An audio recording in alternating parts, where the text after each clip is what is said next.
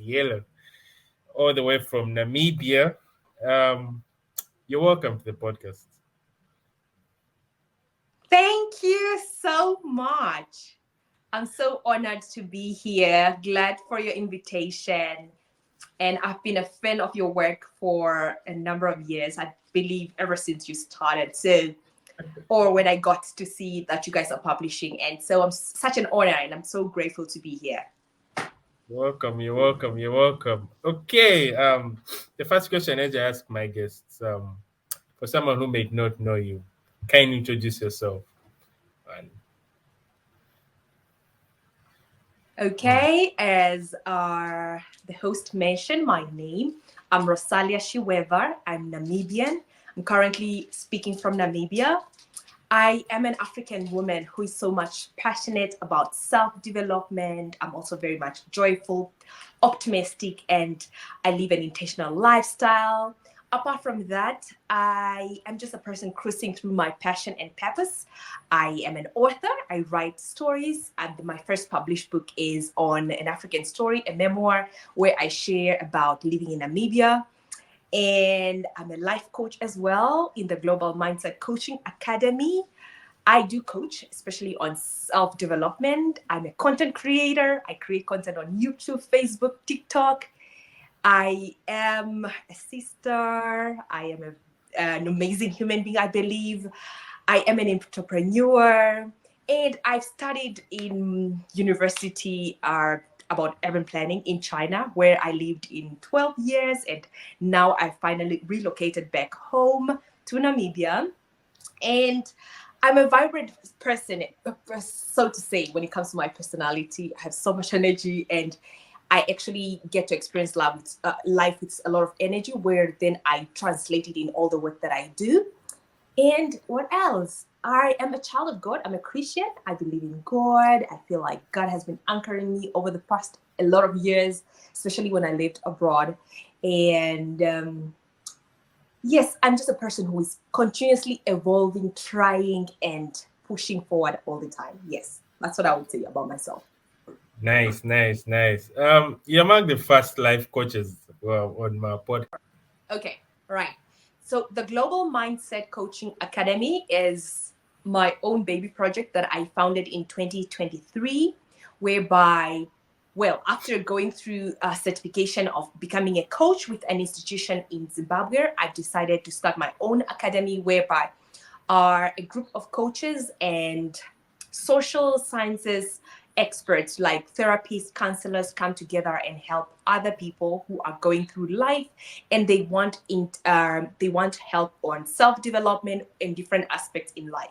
So basically what we try to provide, or the solution we're trying to provide, is helping everyone that we can come across to accessing a better version that they can ever live. Because I've gone through that transformation journey myself as a person who lived abroad, but it took me like 12 years. So I thought that why not come up with a solution like a coaching academy where we help people finding themselves, becoming a better version, and also just understanding themselves that the problems that they are going through in life are not entirely a stumbling block, but just a redirection to get to access a better version of themselves. So that's what we do. We do coaching and training. Training could be in specific field like business development, digital marketing, language acquisitions when it comes to foreign languages. And on the coaching aspect, we coach in the area of self-development, finance, mindset, even those who are living abroad, transitioning from living abroad, going from your home country to abroad. We do that coaching where we take people through steps on how to navigate living abroad, because we all know that living abroad is not an easy task, especially if you don't have a community or support system. We are trying to close that gap to bring people closer and also just have a more comfortable life. Apart from that, we help people with job interviews, finding them jobs, and also if someone wants to find a school abroad, we also do that and train them through the whole process of literally how can you move from your home country to abroad, whether it's work or studies. And apart from that, we also do empowerment activities like master classes, workshops, and offer Mm. even community coverage or community outreach where we go back and give to the, especially people who are studying still and they're not able to pay for our services. We reach out to communities and help those who need help with when it comes to coaching and mentoring and also empowerment. Yes, a lot is on the groundwork with the coaching academy where we are trying to establish really a place and a center. But so far we are operating online, social media, specifically Instagram, WhatsApp. That's where we manage our clients and host also masterclasses through our Zoom meetings platform. And that's what it's all about, the Global Coaching Academy, Nice, Global nice, Mindset nice, Coaching nice, Academy. nice, nice, amazing, amazing. I may ask, so among through your work at the Mindset Academy, what have you found as the main issues affecting the youth?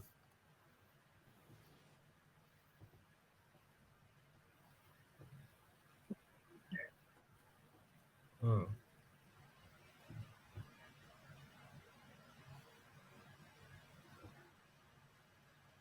Okay. I love that question because what are the issues that are affecting the youth? I feel one of the very pivotal skill is self-confidence.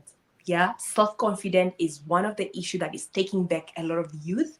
But even though I can see that there's change amongst the youth, especially the African youth, we are taking out space, we are doing a lot of projects speaking on even the youth that I've met in China. I think a lot of us are trying our best, but there could still be a stumbling block of us feeling like we are not deserving in places where we are.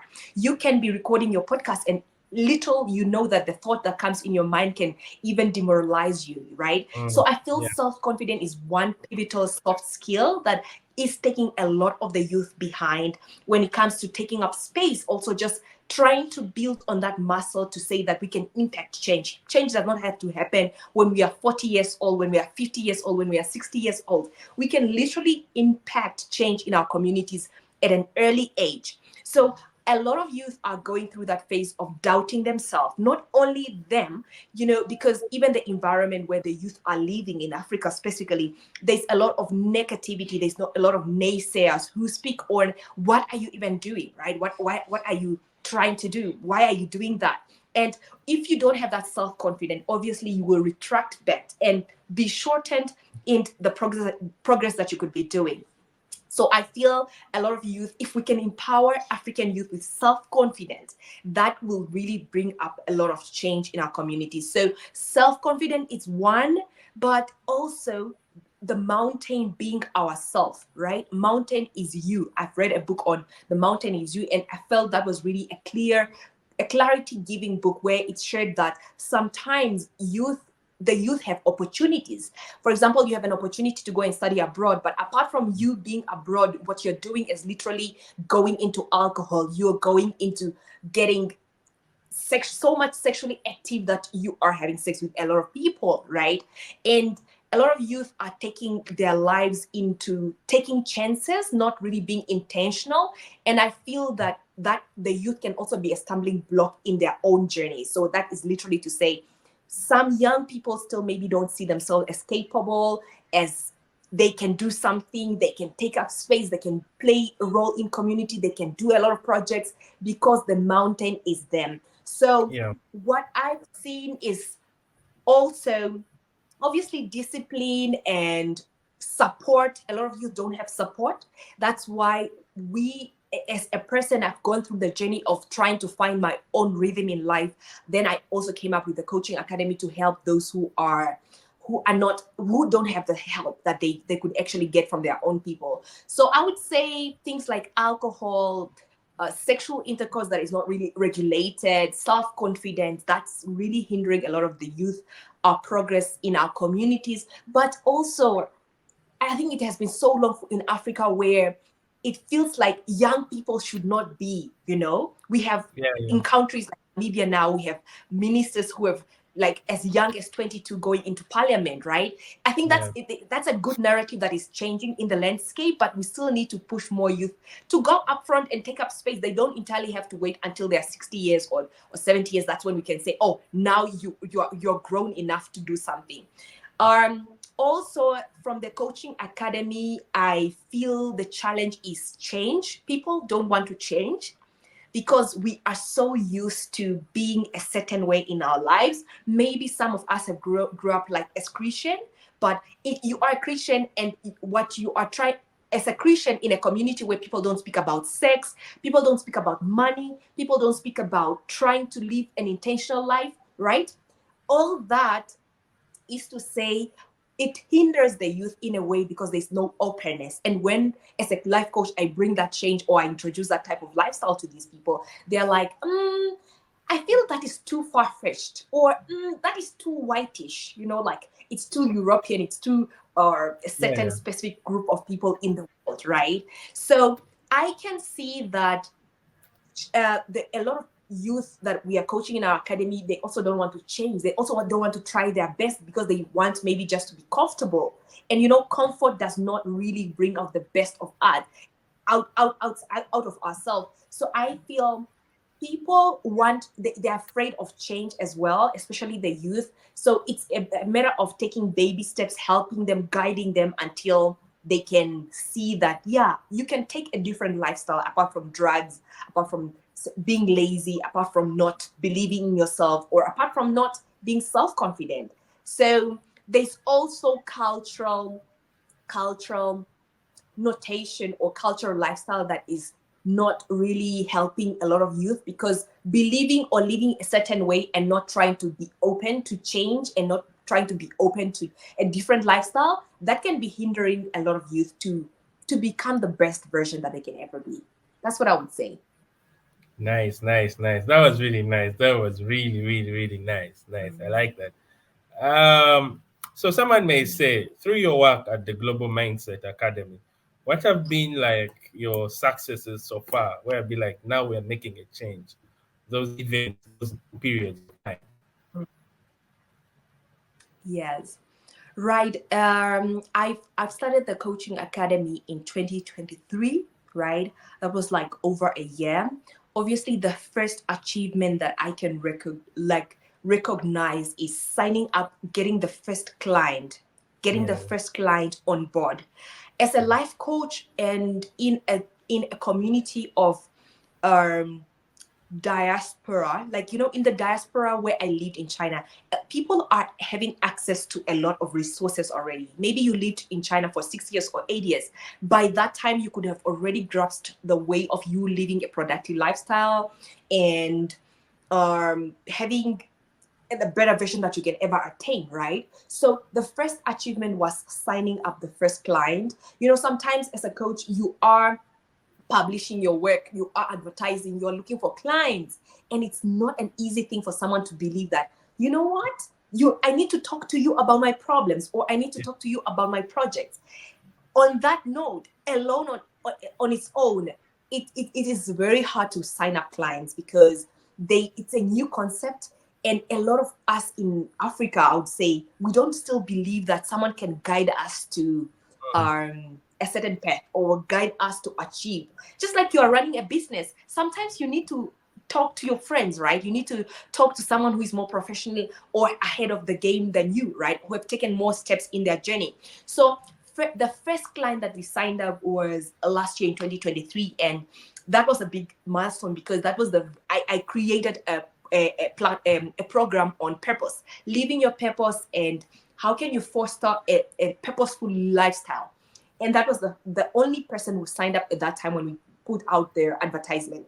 So that was a big achievement on its own, because then you create a relationship with this one human being, but at every stage of their life they can actually come back to you, to a life coach, and say, can you help me now with maybe trying to arrange my home? Now I am married, can you now help me? How can I be a better wife? And as a life coach, you are a person to guide others if they do not have the way through, right? Or as a life coach, you are a person to allow people to find the best out of themselves. You don't necessarily say, oh, you can do this, do this, do this. No, you just guide, you just give them, there's this option, or why are you doing this? And people, they find the answers through them communicating, speaking up more, and sharing actually some of their secrets. So the first achievement or highlight, I would say, having that client on board was really a miracle because um, people you can have people in your community, but someone to pay for your service is another thing. And Mm, then progressively, as a life coach, you need to put out yourself there. You need to write books, you need to create programs. And so far I've created master class programs, digital marketing programs, business development programs, and also even just publishing a book, because I'm a content creator and a life coach. So publishing that book, that sharing a memoir of hope about living in Africa, yes, it's a stamp on my content creation, but it's also a stamp as a life coach, because people to believe you as a life coach, they still need to see first, what have you done? What are your capability? What have you done so far in your journey? So that has been an amazing highlights in their journey. And coming back home, hosting the master classes that we've been having, especially in the month of June and July, has been pivotal. Interacting with my own Namibian people as a life coach has been pivotal in their journey. And obviously, we are at the stages where we are collaborating with universities, for example, to host some seminars and workshops from our coaching academy. So I feel that has been really great highlight. But I should also mention, I believe as a life coach, it's how magnitude the highlights could be, or how small, how many individuals do we interact with, and we get to speak to them. And from this individual, they can be a ripple effect that can be created from the journey of life coaching. So it could just be speaking to one client, and I feel that's a biggest highlight on its own, because at the end of the day, when you impact one person, when you just impact one person to believe in their dream, they share that with other people in their community. And you might not be there as a life coach, but that what you're told that person could impact more and more people. So I feel the journey of life coaching could be looked at the grand scheme of things, to say how many seminars I've given. However, how many people individually have I spoken to? I feel that has been a highlight on its own, because speaking only at one person, especially African youth, to tell them that they should be more confident in themselves, to tell them that they should take up space, to tell them that they can go for their dream. I think that those have been some key highlights. And seeing people saying that, wow, I didn't know this is how I was supposed to do things in life. And wow, you have highlighted this, and now I know my why. Some people come to me and ask me, I want to create content, and I share with them in the journey of creating content, taking them through the journey of how can you start the concept of creating content, to knowing your why, what is your purpose, why do you want to share. All that has been really great milestones in my journey as a life coach, because 1% that we impact on a daily basis to bring change in their life, I feel that they can multiply that even in their own family and even in their own community. So it has been an amazing thing. Also seeing people accessing their best version.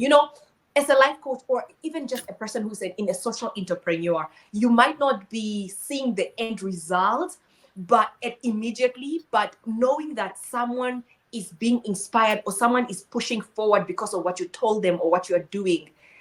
And for an African person, we are still at a pivotal stage of foundation of developing and attaining the best Africa that we can ever attain. So I feel just being part of that story, empowering African youth and empowering the young people, especially even the older people need guidance from life coaches. But doing that work every single day, it fuels my body, it fuels my soul, it makes me feel fulfilled, and it has been an amazing journey so far. So yeah, thank you for okay, that question. nice, nice. Okay, how does someone get access to your academy, the Global Mindset Academy? Where can people find you?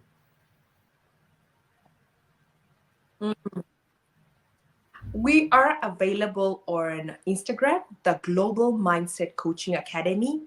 Um, but you can as well email us at the Global Mindset Coaching Academy at gmail.com, or directly contact us on WhatsApp, where I will give you my number, and perhaps you can add it on the description box. But if you can easily find us from Instagram, DM us, and then we can get your contacts to go on WhatsApp. That's where we'll mostly communicate. And yes, I'm on WeChat as well. I'm accessible in WeChat if you're listening to this story and you are in China and you want to directly contact me on WeChat. My username or ID on WeChat is coming soon is me. Coming soon is me. You can easily access me on WeChat as well. Otherwise, look in the description box. I will provide with my cell phone number there. Yeah. Okay, nice, nice. Let's talk about the book that you wrote. Tell me more about it and Yes. what was the key message in the book? Okay. Let me get the book here. The book is called A Black Girl's Tale of Hope. It's here, it's right here. So, A Black Girl's Tale of Hope is a memoir of hope. I feel if the person pick up this book and they get to read it, they can relate from a point of an African living in Uganda, Kenya, Ghana. I mean, across the African community, you can read it and see that living in Africa is similarly the same. We Mm, all have almost the same yeah. lifestyles in a way. Mm, The essence of writing this book was introducing our lifestyles as an African to the world, because we get to be asked questions like, where are you from?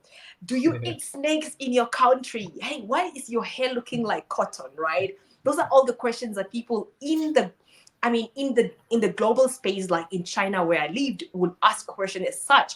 And so for me, I was really answering from a point of how do we live in Africa, and sharing the tales of us navigating living in the village, from trying to catch frogs to sleeping in a room where there's no light or there's maybe just candle light, right? To listening to the radio, to now moving from the village to going into the city and finding yourself as a person who grew up in poverty and living in a village, but now you find yourself in a city where you have to now adapt to this new culture. So, A Black Girl's Tale of Hope is really just speaking on the journey of living throughout my childhood. It's a true story. I've shared true stories on how we lived at home while living in Namibia at an earlier stage, then when I was obviously growing up and young, and narrating how I grew up in Namibia, in the country of southwest of Africa. On one side, I'm sharing about the journey of living in Africa. On the other side, I'm sharing on the journey of being an African and so proud of being a Namibian. And I've also given some narration where I speak how beautiful Namibia is. So I feel when the person pick up this book, they will relate to their background.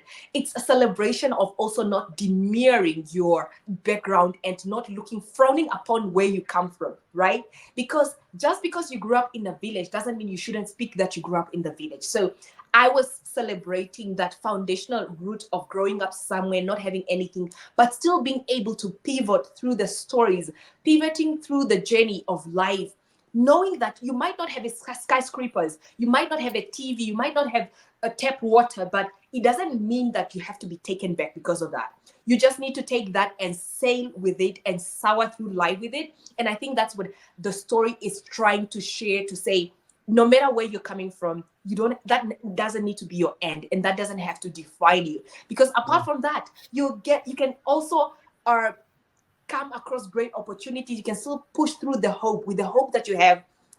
In Africa, we don't have so much, but we are happy people. In Africa, we are navigating a lot of foundational problems in the world, but the hope that we carry through, even from parents selling small things like snacks at church, and they are able to pay for school fees, right, to get education that is called formal education. But there's so much more that Africans we can offer to the world, and also believing in ourselves and trying to tap into the identity of being an African person. So it speaks to the journey of us sailing through hardship and conquering that and getting through our own journey and celebrating the personal stories where we come from, but that should not paralyze you to actually be stagnant and not move forward. So yeah, it's a journey of an African woman, and it's a memoir of hope. from a Namibian perspective, but it speaks highly to a lot of us. Whether you are in a developed country or a developing country, I think it would make sense for someone to grab a copy. Yeah. Nice, nice, nice. Definitely, definitely. You're also a content creator. I've seen you quite have an active YouTube platform. So for someone who wants to do content creation, what would be your advice to them? Wow. Content creation has not been an easy journey. I've done content creation for like 5 years. I'm telling you the truth. Has not been an easy journey. I would say that first of all, knowing your why. I spoke on earlier as helping some people through content creation journey. It's knowing your why as a podcast platform. Why are you doing what you're doing? And then when you know your why, you can actually be able to survive through different seasons of content creation, because there are days when people will watch your video and it will make do great, and when you stop talking about that, people will now act like you've not posted anything at all. So Yeah. my content creation journey started when I was in finishing off with my bachelor degree in China around 2017. And you know, going through the journey of studying in China has been very, very hard. I studied in Chinese. I studied a major that I nearly didn't know anything about. So my background was I did science in high school, and then when I went to university, I was almost getting into becoming a doctor, and then that didn't happen. I got a scholarship to go and study urban planning. So when I went into urban planning as a student, it was a very hard time, lonely time, and it was almost like I was dying, because if I look back then, that journey was nearly impossible. Studying in Chinese in a course that I never knew anything about. So at that time, it was just a thing of from school, from school to the studio, doing the projects, because I did our urban planning is part of architecture as well, and all that. It's a whole like 5 years of a coursework. So that has been a lonely journey, right? Through that time, I knew one thing for sure, that I was almost losing myself in a way, and I needed to find an outlet where I could still tap into my talent that I can easily do. And one thing that I can easily do and love doing is talking, speaking, communicating to people, right? So being in China then at the time, there was nearly no platform that I could speak. Like, who is there to speak? I'm studying with my fellow Chinese classmates who have been amazing and helpful, but also there were no Black people like me, or there was no one I could communicate and feel like someone would get me. So at the end of my bachelor year, where when we're doing the graduation project, I decided, why can't I start maybe creating videos on YouTube? Because then I've been watching a lot of YouTube videos online. I've been watching a lot of stories on YouTube. From speaking from motivational videos on how to design a house or a project, to learning how to use softwares of like Photoshop and all these type of things, because that's what we're doing in school, right? So I saw YouTube was a really great platform to create. And then I also saw other amazing people there, Africans specifically. I used to watch Dima Ume, I think he's a Nigerian content creator. Sisi Yami is a Nigerian content creator. I saw them because the time when they started was 2012, and I was just getting into China in 2012. So I saw these amazing people speaking about their life journey at that time. And for me, on the other hand, I love speaking, I love communicating, and there was no platform at all. There was no community where I could still exercise my communication and my passion, right? So later on in the journey of now, being lonely and having no community to communicate, I decided, let me go on YouTube, because I saw people doing it. At first, the aim was just to be famous. Really, it was just like, okay, guys, now I want to be famous. Literally, that was the story at the beginning. Like, now I want to be famous. So you know what I do? I bought the tripod. I at the time I was having an iPhone 6, so I started with an iPhone 6, because still you could take pictures, beautiful pictures. But I also bought a camera, like a Canon M50. I bought a camera. I bought the the mics and everything. And then I said, guys, now the project has to become famous through YouTube and creating content. So I was traveling throughout China creating content, and at the center of that was me creating content as an African black girl in China, you know.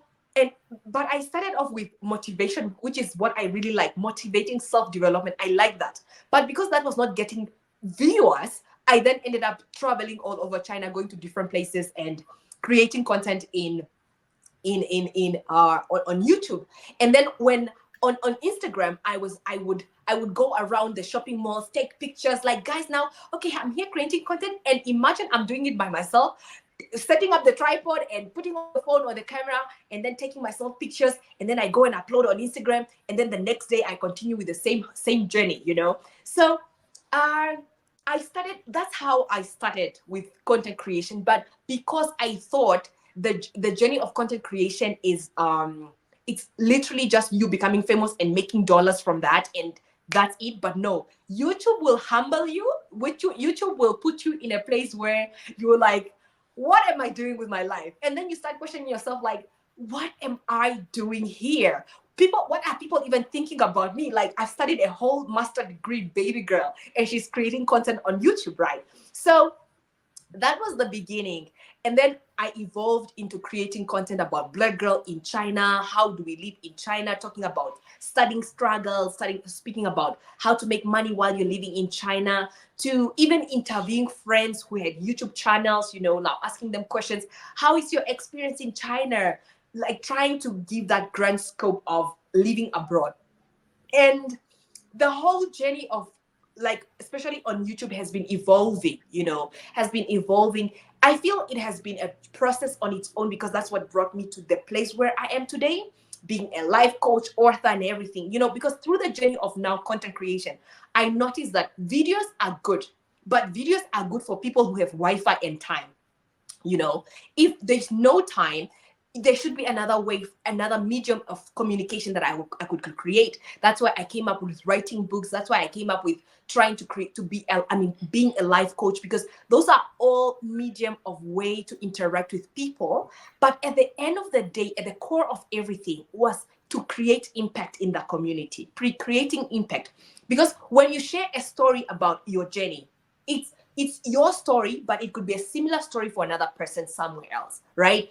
It could be your African story, but when you share it online, like YouTube, persons from Europe, persons from America can watch it and say, oh, this is how people live in Africa. Oh, how this is how students are struggling in China, for example, or this is how being an urban planning student or a student who's studying in Chinese in another language is. So the journey of content creation, at the center of it, has been wanting to create impact in communities. It's now, the problem was I was doing it one step at a time, navigating through it, browsing through it, not really knowing the clear path and the clear direction. So over the journey of 6 years, where I'm at right now, I say I'm a content creator who analyze social issues, whether it's trying to create funny skits through comedy, whether it's me creating interviews, whether it's podcasting, whether it's speaking commentary and speaking on issues that are happening. So right now, I'm a content creator on social issues, and really at the center of it is still trying to create impact, whether it's being an African content creator, whether it's being a motivational speaker and creating content that is about self-development. It all ties down to social issues and social impact. And I look at it like it's my place of just being ministering in a way, because, you know, when I have to be in front of the camera, I have to pray. Or if I have to join a conference as a global speaker, I have to pray before I get onto that platform, because I am only a body, a vessel that God is sending a message. All the ideas that I share online are not my own. Or even me giving commentary on social issues with, like, politics, what happened in Kenya or what happened in Ghana or Nigeria or Namibia. I feel like there's just a way of divinely living and sharing that with other people, and then they see themselves in what you're saying, right? So I look at it as living my purpose as a content creator. I look at it like living my passion, and also just trying to contribute to the African story, the African narrative. Yeah. Nice, nice, nice. Amazing, amazing. Um, One of my last questions to you would be, what advice would you give to the African youth who will be listening in right now? hmm. I feel that's a beautiful question. And I would say that as an African youth, we need to go out there and shine in every room that we enter. Be ourselves. Share the uniqueness that you have inside you. Don't doubt yourself. Every African youth has value. You know, this notion of saying, oh, this person has passed the first position, second position, third Yeah, position. I do not subscribe to that type of narrative. I look at ourselves as all human beings who have great potential to change the world. And first of all, we're going to start as African to change our African continent. Every person that you come interact with, speak life into that person. Be a good example. As they say that, be the change that you want to see in the world. And let you be an exemplary youthful African, and let people not come from you complaining that, oh, she said this or he said this. Let people walk away feel like that person gave me light, that person gave me inspiration, that person gave me encouragement. As an African youth, you need to believe in your story, and your identity should not just be tied to, oh, I have achieved this, oh, I have this car, or I have this house. No, let's all come together, unite as African youth, and bring the change that we want to see in the world. I believe there's already change happening in Africa, especially in the Gen Zs. You know, they are taking a space, yeah, they are communicating, they are yeah. being intentional, they are doing things that or maybe the millennials have not been able to do. So I feel there's already change happening, but what if we can concentrate that change and even make it more solid and more stronger? Because if we are all going to come together and support each other and celebrate each other wins, I feel there's a bigger achievement that we can all attain together.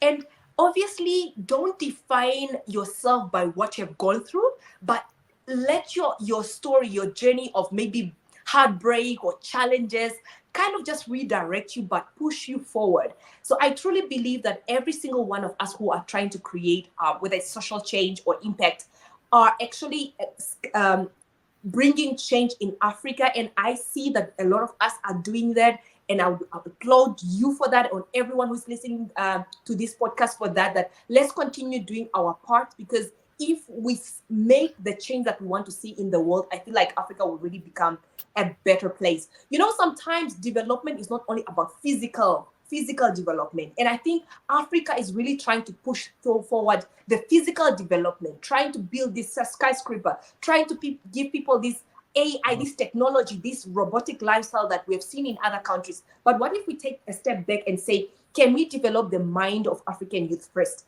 I feel that is also a development that needs to happen. And so if you're not getting physical development, can you at least develop your mindset, develop your mind to think that because you are winning as a podcast does not mean that we take away anything from you, right? I feel also taking away the lack mentality, the poverty mentality of feeling like, oh, there's not enough for everyone. No, there's a lot for all of us Africans. And I think that there's a lot for us Africans. And at the end of the day is to say we are all on this journey trying to create the same. I believe that the vision that you have as a podcast is the same vision that I have as a content creator, to create impact, to bring change in Africa, right? Or even in people who we encounter. Therefore, there's a big cake for all of us Africans, and we can really, really do that.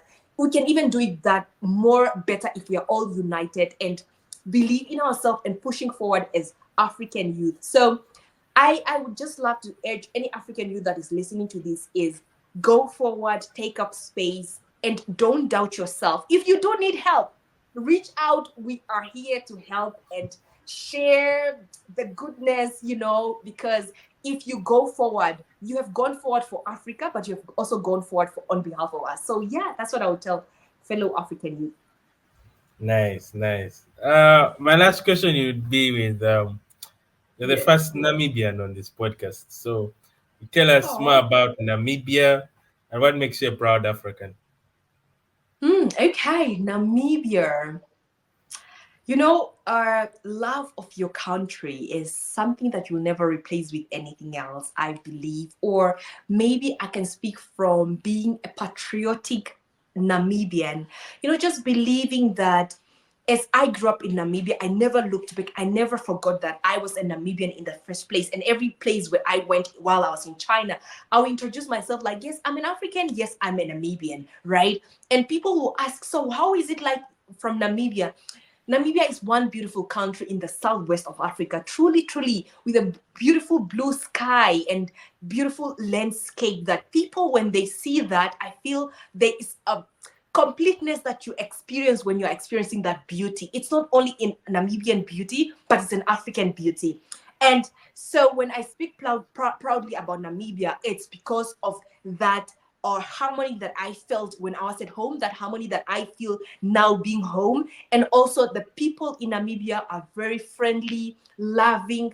And the beauty of everything is also knowing that I was raised by a Namibian community. I never left. I've experienced great things, even though I grew up from poverty. And I love the fact that I was raised by a Namibian community. And so I've always been a patriotic citizen in that sense because we believe in community here in Namibia. We have great communities where people are pushing forward. If you're on the street as a young person in Namibia and you're seen by an auntie, the auntie will be like, "You child," even if it's not your mother, they will tell you, "You need to stop doing this, you need to listen, you need to respect people." So as an African who was raised in Namibia, I've really looked into that and say I've been grateful for that. And that's the reason why I've always been proud of Namibia.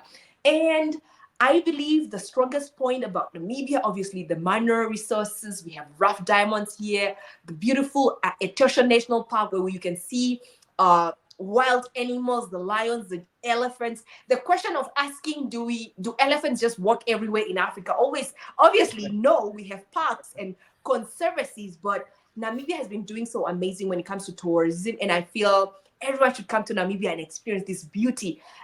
We have also the ocean meeting the desert, where you will see landscape of the blue ocean meeting the desert, sandy dunes, and all that.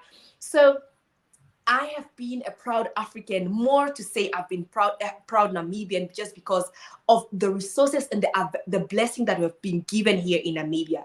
So, on the question on what it means to be an African, did you say that? What does it mean What to be makes an you a African? proud African?